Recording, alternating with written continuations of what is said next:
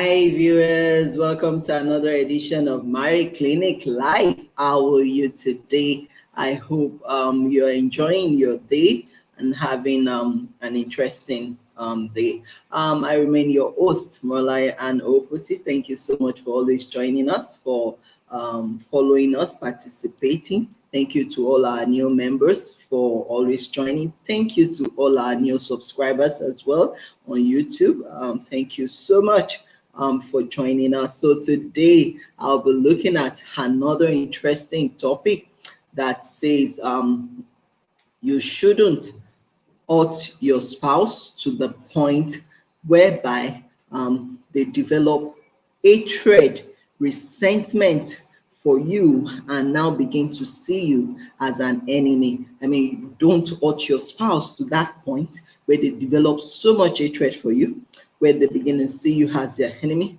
where they begin to see you as someone that is driving them backward, that is not allowing them to make progress. Now, this is a very important one because, see, in the clinic, we've handled different cases that I tell you, some couples see marriage as a war zone.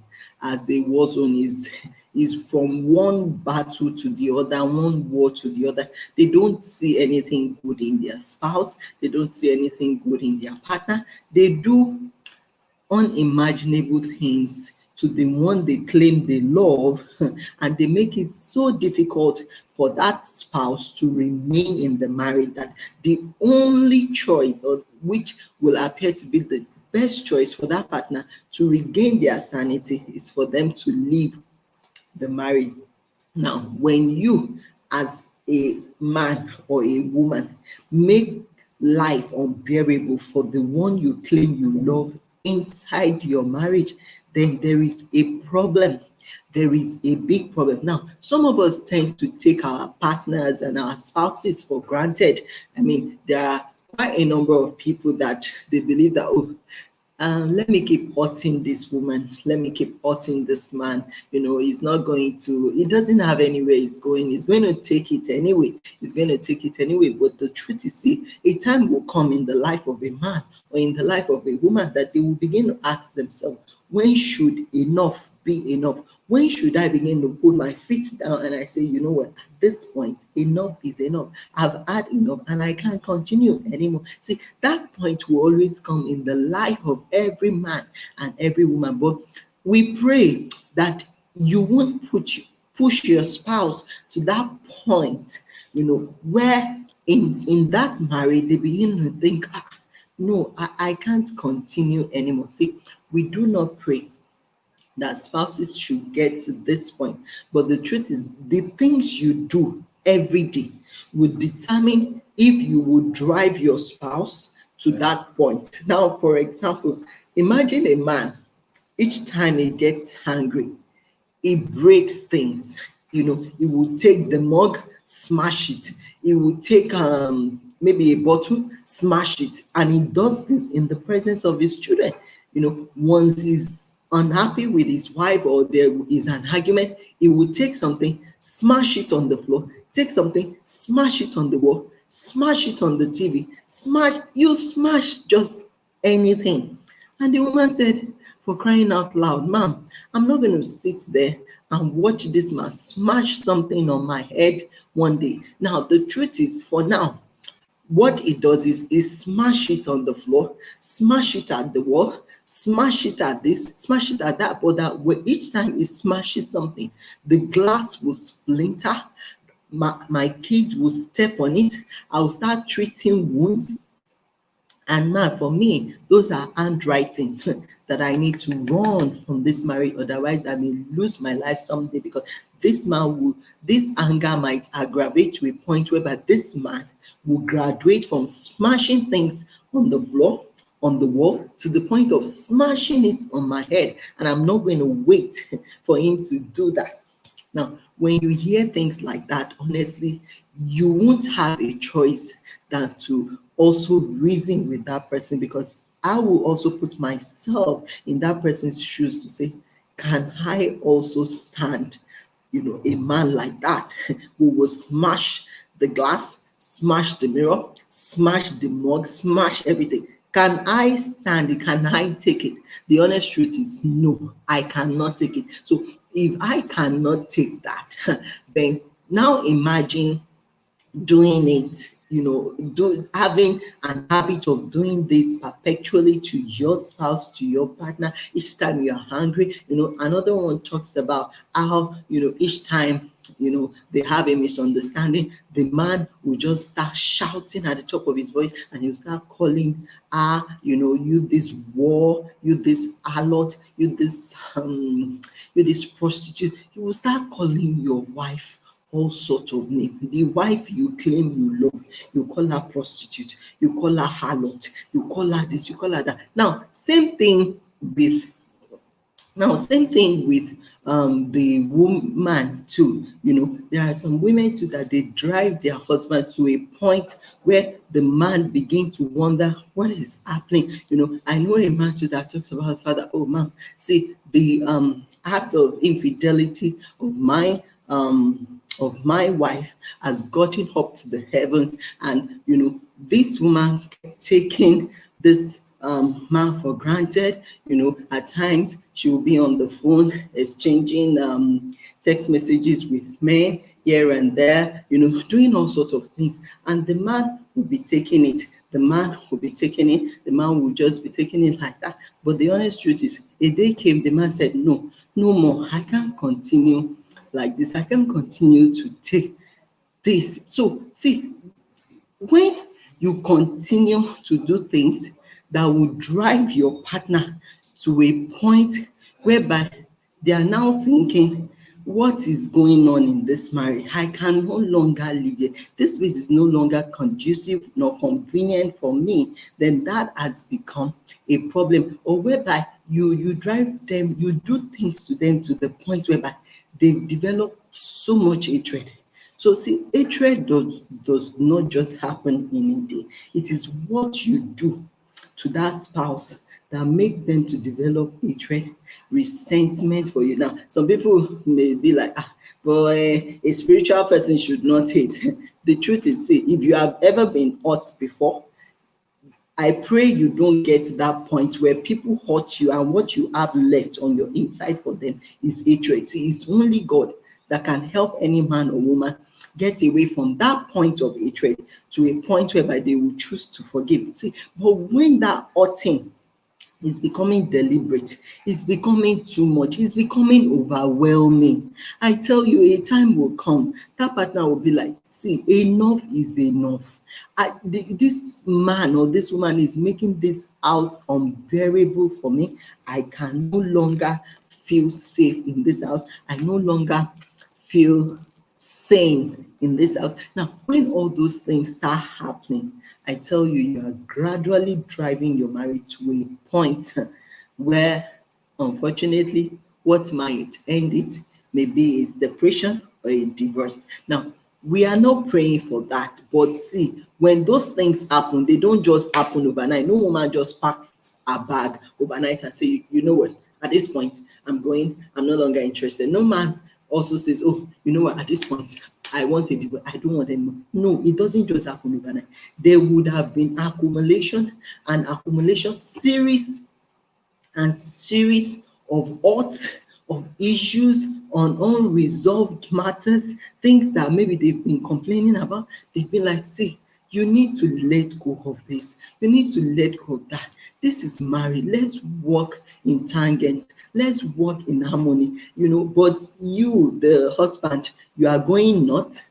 The wife is going south. The children are going east. You don't want to come in agreement. You don't want to do things together. It's always argument. You are not able to reach agreement on anything. Is usually everything must have to end in quarrel, must have to end in fight, in shouting. See, when you continue to build that kind of environment around yourself, that kind of atmosphere, it will get to a point the atmosphere will be too tensed and will be too uncomfortable for a sane partner to say, you know what, I'm going to remain in this kind of an environment, for too long. Some, will take a decision right there and then. So what am I saying? Please don't push that spouse, don't push that your partner to a point whereby they now hate you, they see you as their enemy. You know, someone was talking to me today and the person was saying, ma'am, see, the only reason why I've not made progress in life is because I married this man. Since I married this man, I started going down. And that is the truth. Before she married the man, she had a very good job. And I mean a very good job. She got married to this man. This man pressured her. Leave the job, leave the job, leave the job. Come and sit at home. You are a pregnant woman now. Come and sit at home. Leave the job. Not knowing that the guy himself does not have any job. He did not have a job, but she thought that he had a job because he would go out every day, you know, lying to her that, oh, I've gone to do work here. I've gone. Not knowing that the guy did not have a job. Now they now did the wedding, got into the marriage. First year, she saw that, oh yeah, and you know, she too has foolishly gone to resign from this good job that many other people are looking for, that kind of job. Even men are looking for that kind of job. They've not found. This lady went to resign from that kind of job, and you know, she now sat at home with this man just to now discover this man cannot fend for her. This man cannot put even 1,000 naira down for feeding. And she was pregnant. This lady said, ma'am, I was forced to go beg for what to eat. I was begging for what to eat. And this continued for years, for 5 years, for 7 years. And this man will never come back to say, this is 1 naira, take. This is 2 naira, take. This is 1,000, take. Hey, he said, man, for 5 years, I was begging to eat. I was begging that where I am today is this man that drove me to this point. Now, that woman, see, no matter the sermon you preach to her, she still sees her husband till tomorrow as her enemy. That is the enemy in her life. That is the enemy on her part that is not allowing her to make progress. And she said that, see, the day I leave him, that is the day my breakthrough comes. We can't blame her for taking that decision. As much as we want marriages to work, as much as we try our best to persuade this couple to say, you know what, let's resolve this matter. Let's see how we can make it work. Let's put in some more effort to see whether it works. See, the truth is, some maybe they will be better off if they are on their own. See, that is the honest truth. Because when you hear some cases, you'll be like, no, this is not right. This is not right. And when you now hear from the other party, the kind of excuses they give you for not working, a man not working for 5 years, and you are comfortable, and I'll be wondering, for 5 years and you are comfortable. Even me as a woman, I will not sit idle, you know, for 5 years not doing anything. There was a time in my life that, see, I had to be ordering honey from our village, from the hometown. They will bring it in keg, maybe 25 liter, 50 liter, you know, and I will bottle it. I'll bottle it in maybe 50 cl, 75 cl bottles, and I will be supplying to supermarkets. I'll be selling. Some days when I sell to some supermarkets, they will pay me 30k, 50k, you know, and I'll be doing that. I'll put it in the boot of my car, move around with it. Why? Because, see, I don't believe in idleness. There is always one thing or the other for you to do. Talk less of a grown-up man, a man that has hands, that has legs. You are not disabled, you are not blind. So why can't you just think of something? You know, the lady was even telling me how, you know, our own family members contributed money for this guy and bought him a car for him to do Uber. And this guy said, me do Uber? I'm sorry, I can't do Uber. Can you imagine that? You know, someone even offered him a job, 80,000 naira. Come and do this job. This young man said, this. After much pressure, he took the job. After working there for 1 month, this young man came back and said, you know what, God spoke to me that I should not work with them again. Can you imagine that? Such an irresponsible lifestyle. And the woman said, "Ma'am, see, I'm sorry, there's really nothing you can say or tell me at this point that will not make me to leave this kind of man, because I cannot continue like this. Ma'am, for 5 years now that I've been married to him, I've been begging to eat, begging. Everybody on the street, they know me. All our neighbors, they know me. If I don't go out there to beg from friends, beg from sisters, beg from this, some people now know me as a beggar." That was what the lady said. And I felt so bad. And I was like, this is someone's daughter from a good home. But all of a sudden, just because she married, a terrible man, a wrong spouse, this is the point where she is, and she's so hot that all she has for him now is hatred. And I know some men too that their wife has driven them to a point whereby all they have for her is hatred, no more love, resentment, anger. See, check yourself, check what you are giving or you are doling out in that marriage. It is what you are doing that is driving that partner to that point of hatred, to that point of resentment, to that point where they now begin to see you as their number one enemy in life. Check yourself, check what you are, the seeds you are sowing, the seeds you are planting with your tongue, with your mouth, with your action, with the things you do. By taking the money that should be for the feeding of your children, you take it out to go and gamble, and you expect that the woman will sit down there and she will be feeling cool with you. That will not happen.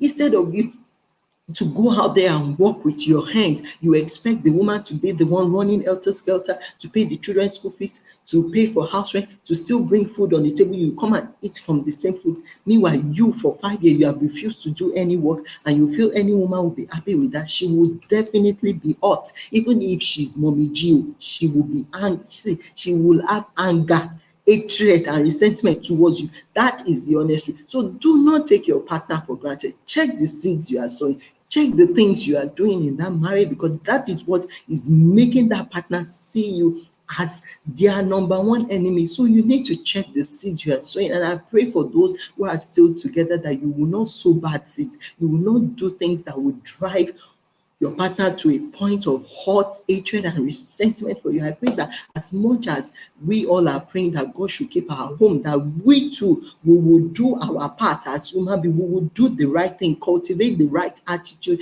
the right character, speak the right words, say the right thing, and not say things that will tear your home apart, destroy your marriage. Sowing seeds of discord, sowing seeds of hatred every now and then, and we are beginning to wonder, was this the love you promised this person at the beginning when you asked them to come and journey with you in marriage?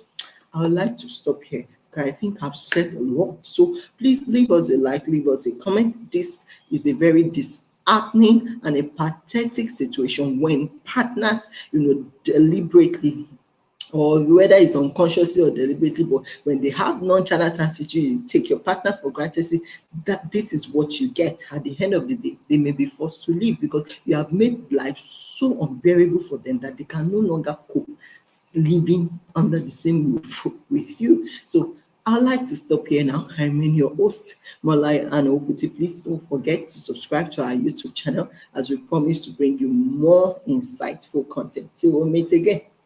Say bye.